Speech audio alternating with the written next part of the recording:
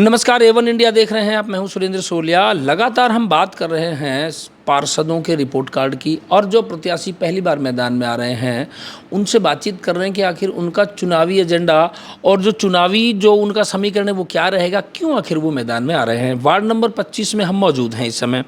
Ward number 25 में महेंद्र शर्मा जी हमारे साथ मौजूद हैं, जो इस समय ताल ठोक रहे हैं, प्रत्याशी हैं और अपने हक की बात कर रहे हैं। और अपना हक की बात करना जरूरी भी है, लोकतंत्र में सबका अपना हक अधिकार है। तो हमारे साथ महेंद्र भाई साहब हैं। सर, आपका बहुत स्वागत है A1 इंडिया में। क्या कहेंगे, क्यों आपका मन बना, क्यों आपको ऐसा लगा, क्योंकि समाज सेवा करने के लिए और भी बहुत सारे लोग वार्ड में हैं, आपको ऐसा क्यों लगा कि आपको मैदान में आना चाहिए और आपको चुनावी मैदान में आकर के कुछ करने का जो मन है वो क्या आपका मन है, क्यों आपको ऐसा लगा कि हमें चुनाव लड़ना चाहिए? सुरेंद्र जी, आपके लिए बहुत बहुत धन्यवाद। और A1 इंडिया के लिए, न्यूज़ चैनल के लिए मैं शुक्रगुजार हूँ कि जो आप यहाँ आए। और मैं अपना जो चुनाव के लिए आपने जो पूछा उसके लिए मैं बताता हूँ कि हमारा पिछली बार भी जनरल ये वार्ड था, लेकिन हमने वो OBC के लिए जो भी सपोर्ट किया वो जीते। अब फिर जनरल है, हम ओपन जनरल है। तो जहाँ पे भी हम देख रहे हैं कि हमें जनरलों को कभी मौका ही नहीं मिल रहा किसी भी तरह का, कि जो हम कहीं भी जाके खड़े हों या इलेक्शन लड़ें या फिर हम समाज के लिए कुछ कर सकें। तो हमारे पूरे समाज ने मेरे को बोला कि भाई आप जनरल टिकट है आपके, और आप जनरल के हिसाब से आप चुनाव में उतरो। तो पूरे समाज का मेरे को सपोर्ट हुआ, तो मैं चुनाव के लिए खड़ा हुआ हूँ। तो ये तो शर्मा जी हक की लड़ाई की बात हो गई है। हक के साथ मांग रहे हैं कि भाई आपका जनरल वार्ड है, तो इस हक की लड़ाई में आप आ रहे हैं। समस्त जो वार्डवासी हैं या जो भी आपके साथ खड़े हैं, क्या आपके मुद्दे रहेंगे, क्या आपका एजेंडा रहेगा और किस तरीके से आप लोगों की सेवा कर सकते हैं, क्या आपका इसमें एजेंडा रहेगा? समस्त वार्डवासियों को और हमारे दर्शकों को आप अपडेट कराएं। सुरेंद्र जी, पूरा 9 सेक्टर वार्ड नंबर 25 हमारा एक परिवार की तरह है।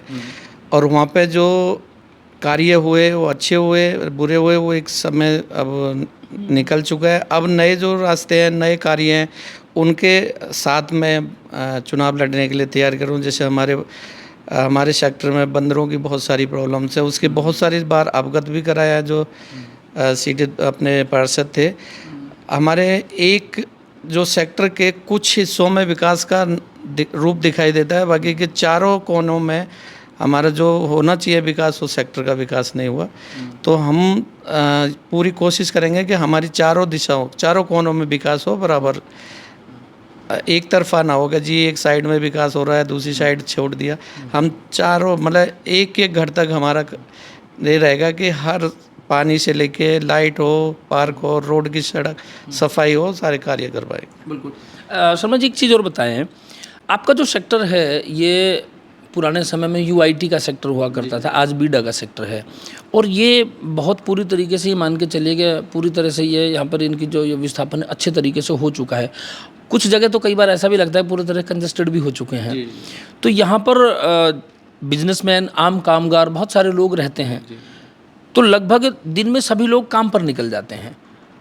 महिलाएं अक्सर यहाँ पर रहती हैं। महिलाओं को लेकर के बहुत बड़ी बातें की जाती है, महिला अधिकार, महिला सुरक्षा। तो महिला सुरक्षा जैसी जो व्यवस्थाएं, उनके लिए क्या किया जाए? क्योंकि महिलाओं को लेकर के आज पूरे देश में एक बहुत अच्छे स्तर पर बात की जाती है। तो महिला सुरक्षा के लिए और महिला अधिकारों के लिए आप क्या करेंगे और क्या आपका एजेंडा, क्या मुद्दे हैं उसमें? सुरेंद्र जी, आपने बहुत अच्छा प्रश्न पूछा है कि आज हम बहन बेटी और हमारी माताएं जो सबसे ज़्यादा अगर किसी की भी परेशानी या शिकार होती हैं तो वही होती है। तो हमने अपने सेक्टर में जो हमारी प्लानिंग है, वो हम एक पूरे सेक्टर को कैमरा से निगरानी करेंगे। जो एरिया छूटा हुआ है वहाँ पे जो हमारी बाउंड्री नहीं हुई है, वहाँ पे तार फेंसी जो टूटी पड़ी है उनको फिक्स कराएंगे। गेटों पे जो अभी सिक्योरिटी की व्यवस्था है उसको और अच्छे से सुचारू करेंगे।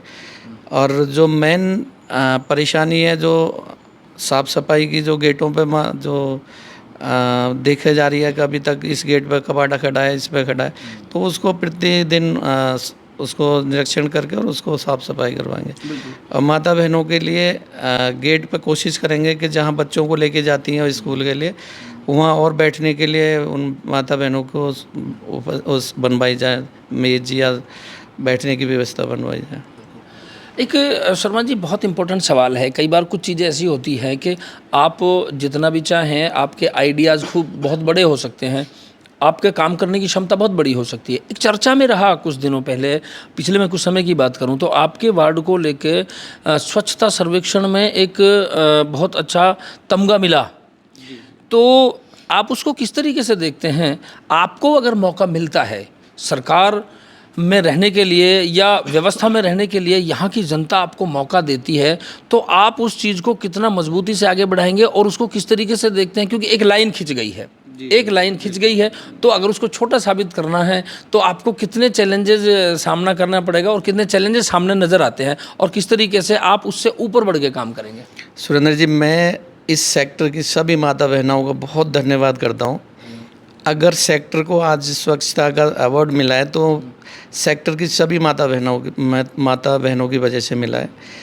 आज हमारे अगर सेक्टर में अगर ये राजस्थान में स्वच्छता का अवार्ड मिला है तो हर घर में अपनी माता बहन पूरी रोड को सुबह 7 बजे क्लीन कर देती हैं झाड़ू मार के। हाउस कीपिंग वाला आता है, जो भी वर्क करता है वो एरिया, जिस एरिया को पूरे सेक्टर वाले जानते हैं इस चीज़ को। और इसको मैं अवार्ड को जो आप बोल रहे हैं कि भाई हमारी स्वच्छता है, वो मैं अपने सेक्टर के सभी माता बहनों के लिए बोलता हूँ कि उनकी वजह से ये अवार्ड मिला है।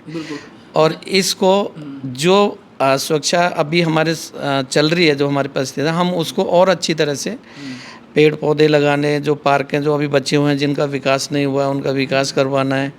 अभी कुछ ऐसे एरिया हैं जहाँ पे साफ़ सफाई होनी बहुत ज़रूरी है। अभी हमारा साइड वाला जो गेट है वहाँ पे कुछ लोग बाहर के भी तत्व आते हैं जो वहाँ पे रात को ड्रिंक करके या कुछ भी है। और पार्कों में बच्चे खेलने के टाइम घास है प्रॉपर नहीं है, वहाँ पे कवाड़ा भी है, पेड़ के पत्ते नीचे पड़े हैं, कुछ कीड़ा श्याम बच्चों का, वो भी साफ सुथरा रेगुलर रहेगा। और इस चीज़ को जैसे अभी प्रेजेंट सफाई है उसको और बेहतर बनाएंगे। आपको याद होगा वार्ड नंबर 25 के लिए जब हम वार्ड परिक्रमा कार्यक्रम जब रिकॉर्ड करने आए थे, कुछ महिलाएं हमें मिली जिन्होंने अपनी बात बड़ी मुखरता से रखी। उन्होंने कहा कि कुछ एरिया ऐसे हैं जिनको ध्यान में रखते हुए ये बहुत इम्पोर्टेंट कारण है कि वहाँ सफाई का ध्यान नहीं दिया जाता और कुछ आवारा पशुओं को लेकर के भी कुछ गंभीर मुद्दे हैं वो सामने निकल कर के आए।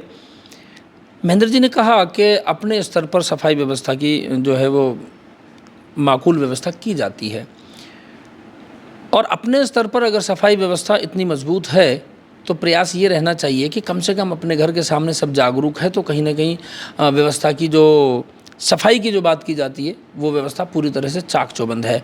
आखिरी सवाल है मेरा शर्मा जी, क्या समस्त वार्ड नंबर 25 के वासियों को आप संदेश देना चाहेंगे और किस तरीके से अपनी आप बात रखेंगे और कैसे आप एक मौका पाने के लिए अपील करेंगे? नमस्कार सुरेंद्र जी, और आपके माध्यम से मैं अपने सभी सेक्टर वासियों को अपील करता हूं कि एक तो मैं जनरल वार्ड की वजह से मैं आपका इलेक्शन के लिए तैयार हुआ कि भाई आपका जनरल वार्ड है। हमेशा पीछे भी जनरल वार्ड था लेकिन वो देवेंद्र ही ओबीसी से आते हैं तो वो जीते और फिर वो ओबीसी के लिए फिर वो अपना हक जमा रहे। तो इसका मतलब है कि भाई जनरल को तो कहीं स्पेस मिलेगा ही नहीं, ना कोई पूछने वाला है। अगर हमको जनरल के लिए कहीं स्पेस ही नहीं है तो फिर हम कहीं जा नहीं सकते। तो इसको मैं अपने सभी सेक्टर वासियों से अपील करता हूँ कि इस जनरल वार्ड की वजह से अगर हमको लगता है कि मेरे को जरूर वोट देने से और मैं आपके कार्यों पर सब अच्छे से सफल से कार्य कर सकता हूँ और सक्षम हूँ मैं इस कार्य करने के लिए। और मेरी सभी सेक्टर वासियों से प्रार्थना है कि जनरल वार्ड की वजह से आप मेरे को आप वोट करें और फिर मैं आपके जो भी परेशानी होगी मैं आपके हर वक्त आपके साथ खड़ा हूँगा, चाहे वो बीडा का काम हो, सेक्टर का काम हो या और भी कोई परेशानी हो। मतलब कह सकते हैं कि महेंद्र शर्मा के हाथ मजबूत वार्ड की जनता करेगी। वार्ड की जनता करेगी। वार्ड ही भगवान होता है, वोटर ही ईश्वर होता है।